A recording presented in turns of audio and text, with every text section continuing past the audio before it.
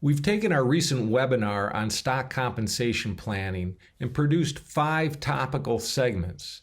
The following segment discusses common errors executives make when managing their stock compensation. I hope you'll enjoy it. Thank you.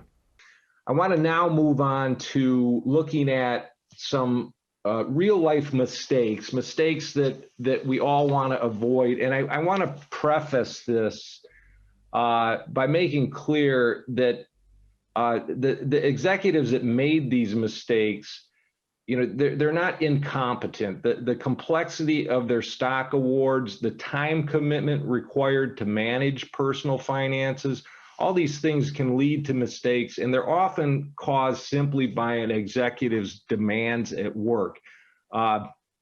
For this audience, I'm sure you can all appreciate getting overly focused on what's happening at the office, and that can be all-consuming at times.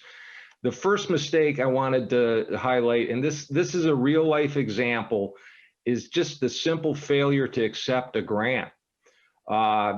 This executive was granted $86,000 of stock, failed to accept the grant. That stock would have vested with a value of $427,000 3 years later, but never was realized. So a pretty big mistake. The next failure I wanted to highlight, and again, this is a real life situation where an executive simply forgot to exercise their options. In this case, $586,000 of options in the money in one day, turned worthless as that option expired. Again, a pretty big, bad mistake and avoidable. Similar to that mistake, and this is more common than you may think, and this happens to many executives, is being blocked by blackout periods from exercising options and experience the same type of loss in the example above. So you have to be planning ahead and being very conscious of when options do expire, and not allowing these things to come to the last minute and have your exercise ability hindered. Another example is selling stock before reaching the 1-year holding period and creating unnecessary taxes by paying ordinary income taxes as opposed to capital gains. Possibly one of the most common and potentially most significant mistakes, and we've touched on this, is just allowing yourself to become unintentionally over-concentrated in your company's stock. This can happen fairly easily if you're not watching carefully and monitoring swings in price.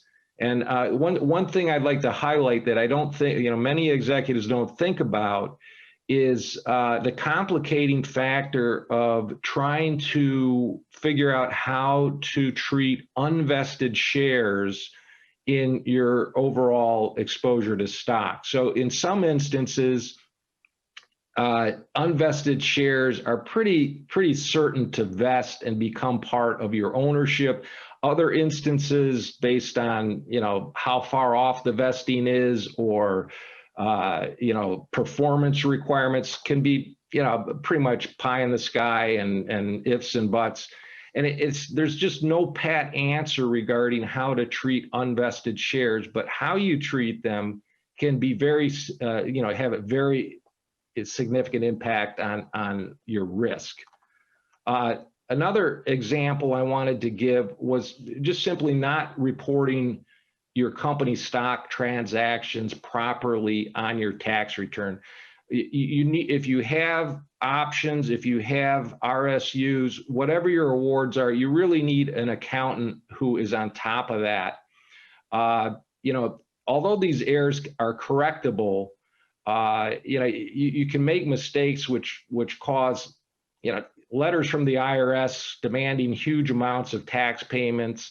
There are a number of errors that are pretty difficult to identify. The alternative minimum tax calculation and carryover credits can easily be missed You get a letter from the IRS that says you owe a couple $100,000, you got an error, but these others are not as easy to identify. The last mistake I wanted to mention is actually not an executive's mistake, but a company mistake. And this was an oddball thing, does not happen too often, but we had an instance where the executive's W-2 did not properly credit a sell to cover transaction. So if you have RSUs, there's normally a sell to cover the taxes due. The company takes that money, puts it in your W-2, and this was not properly done. And the only way this got caught was, the executive himself in this instance was shocked by his tax bill and started asking questions and was able to determine that, a large chunk of his, sell to cover was not properly credited.